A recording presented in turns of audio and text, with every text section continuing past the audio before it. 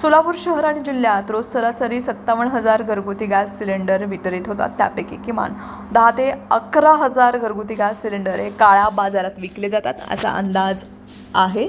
त्यामुळे LPG pump चालक मालक चिंतेत सापडले। त्यांनी पंप सुरू करूनही त्यांचा गॅस विकला जात नाही अशी वस्तुस्थिती आहे। घरगुती गॅस हा व्यावसायिक गॅसपेक्षा प्रति किलो 37 रुपयांनी स्वस्त आहे। यातून काळा बाजार करणारी टोळी महिन्याला 15 कोटी रुपये खिशात घालत असल्याची शक्यता आहे।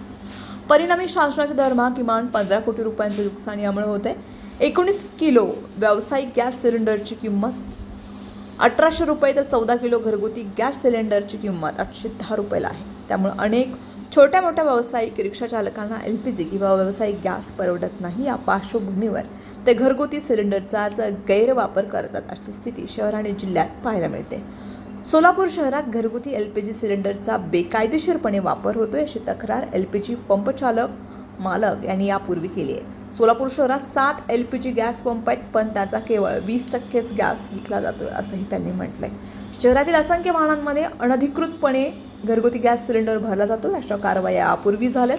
सार्वजनिक रस्त्यावरील खाद्यपदार्थ विकण्याच्या दुकानांमध्ये घरगुती गॅस सिलेंडर दिसतात तरी कारवाई होत नाही। दुसरीकडे त्यावर पोलिसांनी कारवाई करावी की पुरवठा विभागानं असाही अधिकाऱ्यांचा वाद आहे।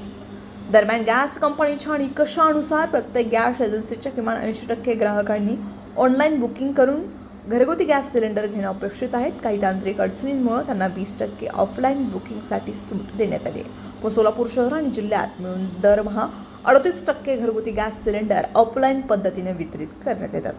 आजकाल जवळजवळ प्रत्येक कुटुंबाकडे मोबाईल फोन आहे, त्यामुळे 100% ऑनलाईन बुकिंग केल्यास पारदर्शकता येईल। निकषानुसार 80% ग्राहकांनी जरी ऑनलाईन बुकिंग केली तरी शासनाचे दरमहा जिल्ह्यात 15 कोटी रुपये वाचणार आहेत। सध्या असंख्य छोट्या मोठ्या व्यावसायिकांकडे घरगुती गॅस सिलेंडर आढळतात। गॅस कंपन्यांचे अधिकारी, अन्नधान्य वितरण अधिकारी किंवा जिल्हा पुरवठा विभाग यांच्याकडून ठोस कारवाई होताना दिसली नाही।